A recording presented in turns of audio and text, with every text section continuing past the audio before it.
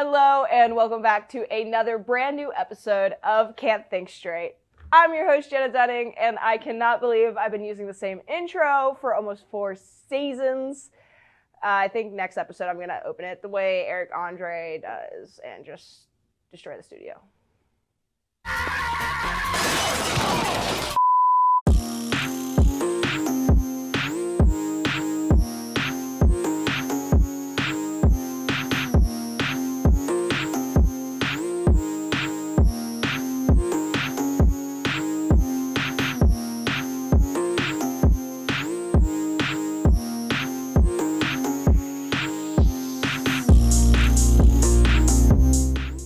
Alright everyone, we've got a great episode coming up for you guys. As usual, we're going to start off by learning something new with Kennedy during the crash course.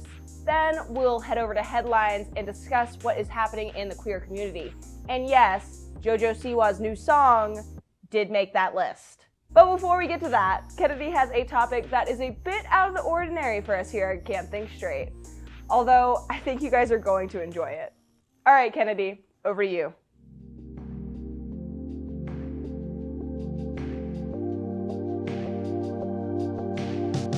Wait, there are gay animals?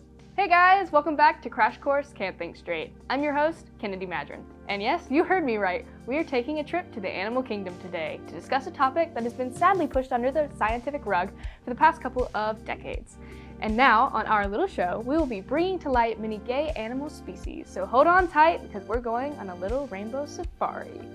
It isn't news that the gays have been around since, well, forever. And just like us, so have our fuzzy and scaly companions. But when many of these same-sex scientific discoveries started to become observed, scientists never openly published these findings, due to the stigma around homosexuality and the fear of scientific credibility being lost. For example, one scientist translated his findings in Greek so no one could read them. So the subject was pretty much ignored and shunned, creating a false narrative that homosexuality was unnatural and a choice, because of the lack of public information surrounding homosexuality in the animal kingdom. But now that society is slowly but surely maturing, so are our scientific discoveries. So our first stop on our safari is Antarctica. Penguins are commonly known to live within monogamous partnerships, meaning they mate for life. And in 1911, explorer George Leverick began to notice homosexual activity among penguins. He noticed some penguins would stick with a penguin of the same sex, just like penguins in a heterosexual partnership. He also recorded them having intimate experiences with each other and doing courting rituals. And since then, thousands more homosexual partnerships have been documented and recorded within penguins. You may have heard of the famous gay penguin couple Sven and Magic. These two are inseparable, and during the early stages of their relationship, they were seen gathering pebbles to build a nest for the upcoming mating season. The team at Sea Life Sydney noticed this and wanted Sven and Magic to feel included. So they gave the couple an egg to incubate, and they were absolute naturals. In 2018, the pair hatched their first little baby, Svenjic. What a happy little family. Our next stop on our little safari is Africa and Asia, where elephants have been observed engaging in homosexual relationships. 30-year-old elephants Tilly and May Kompan are taken care of at the Elephant Nature Park in Thailand, along with a bunch of other elephants. And while there are plenty of male elephants in this park, Tilly and May have absolutely zero interest in them. They would much rather spend quality time with each other. They have actually been observed having intimate moments with each other in private areas and have been known to groom and comfort each other when needed. Sounds like to me this is an absolute lesbian power couple. And many other animals in the Asian and African regions have also been observed to engage in same-sex relationships, such as flamingos, giraffes, snow monkeys, and lions. Can you feel the love tonight? I sure can. Our final stop is to the sky and sea, where Sir David Attenborough's series Frozen Planet 2 had the great opportunity to document and capture 2 male albatrosses courting each other.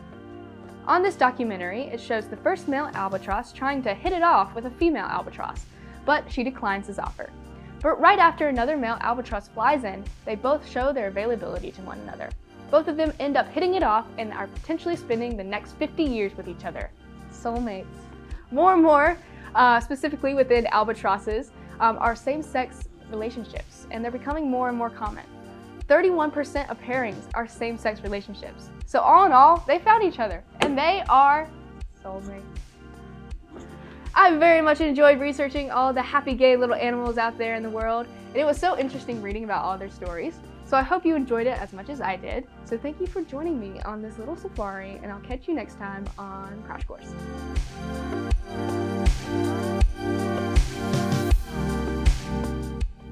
See, I told you. It's pretty interesting, right? Makes me want to go, like, I don't know, watch Animal Planet, or maybe read Frog and Toad. I don't know. But I'll think about it during this short break. Don't go anywhere. We will be right back with headlines.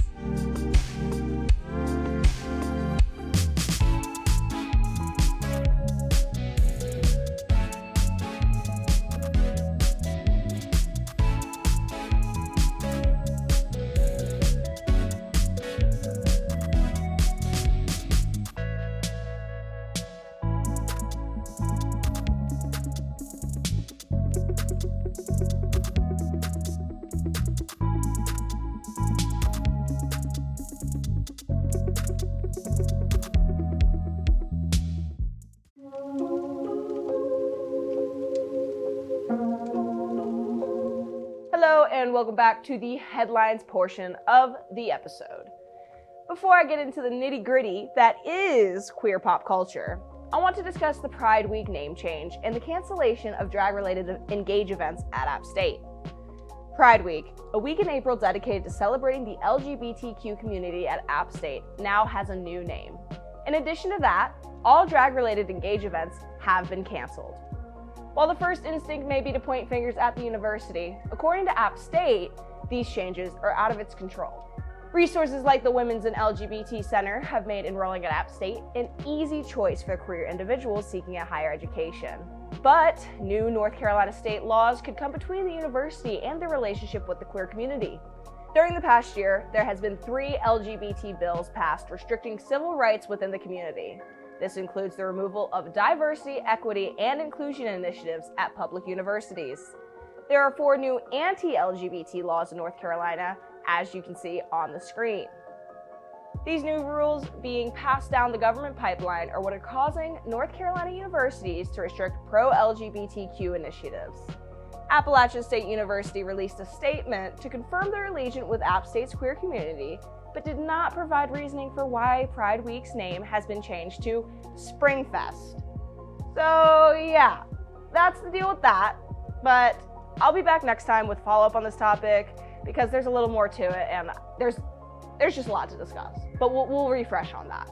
Switching gears, let's chat popular culture. Jojo Siwa is doing something nobody in our generation has done before. No one has made this dramatic of a change yet. In other words, Jojo Siwa is wearing black clothes and hooking up with her ex. And I hate to break it to you, Queen, but every single woman-loving woman that I know, including yours truly, has done this. And listen, I know she's still a baby lesbian, but this is what we in the gay community refer to as a canon event. Jinx Monsoon, Drag Race winner and actress, has chosen a new name for herself. Monsoon said Hera Hoffer is her new chosen name. She chose this name after Hera, the Greek goddess. But she reassured her fans that she will always be billed as Jinx Monsoon.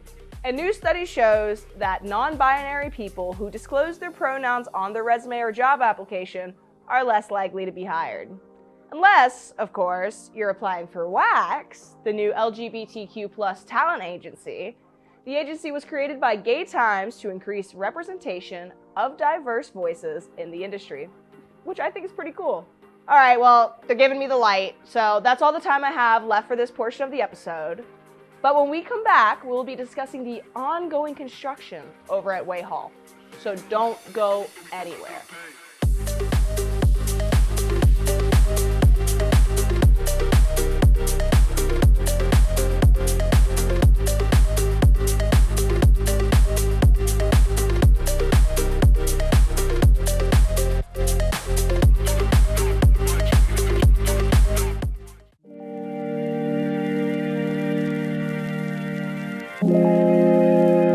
Alright guys, we are officially in the On My Mama True Fact Zero funny business phase of this here episode. That means everything said from here on out is the unbiased truth about what's been happening on campus, okay? So let the record show that. I created an investigative piece that's dedicated to uncovering the full story that is the construction over at Way Hall. And the piece featured on the most recent episode of the Appalachian Weekly News. But I worked really hard on it, and I think it's important for our community here at App State, so I'm going to show it in this episode as well.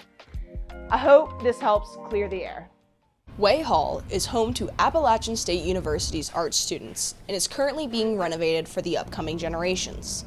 While renovations are a step in the right direction for the future of the department, the construction has left students feeling unsafe. The walls, the ceilings would shake, the bathrooms, especially when they're tearing down those walls, it would be you could feel the shaking. A couple times we did have dust come from the ceiling because of shakes or construction upstairs.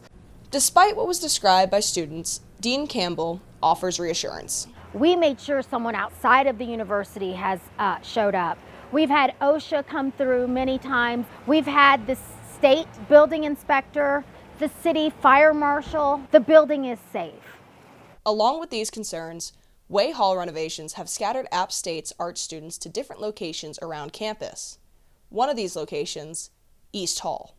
Moving the art department from Way Hall to East Hall has been very disruptive to the workflow here. We don't have high enough ceilings. I work very large. One of my paintings is 7 feet tall and I can't fit it through the door. East Hall used to be a residency building before it was deemed unfit for housing students. I don't know if they've been to this building. There's no central air conditioning or central airflow. I mean, unless you count the window, I don't know what they're talking about, but... The only art students who are permitted to continue working in Way Hall are those working with clay, metals, or printmaking. But the grass isn't always greener.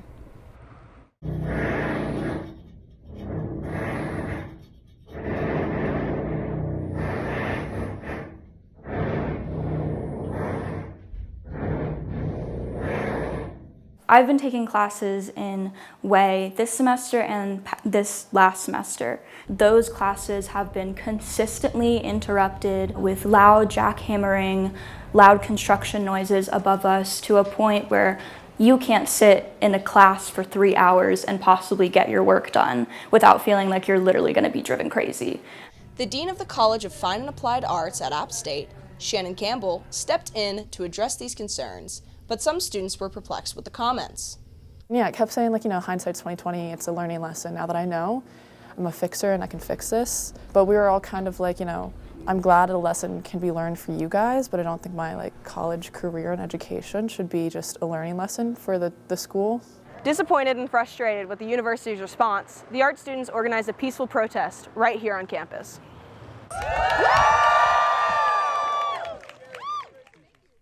While hindsight is 2020, students look to the university for a new approach on how to handle the situation. I think a lot can be done to bridge the gap between what students are protesting about and what the university can do. For instance, students were expressing their desire for a tuition reimbursement. And that, of course, is something that can't happen at the university level. Dean Campbell also reminds students that she keeps their best interests in mind.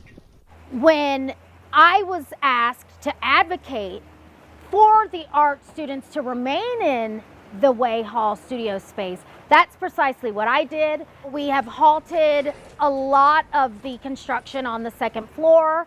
That's taking place on the third floor, so that's going to help with some noise mitigation. So I think that the university has worked really hard to not only support but underpin the work of students and me and faculty at the same time. With reassurance from the dean, students can take comfort in knowing that their voices have been heard. Well, guys, we have reached the end of yet another episode. Peace and love to all of you who stuck around. The next episode is our season finale and is actually my final episode with Can't Think Straight. The show has meant the world to me, and I cannot believe I am approaching the end of this journey. But I'll save all that sap for next episode. Thank you guys for watching. Catch you next time.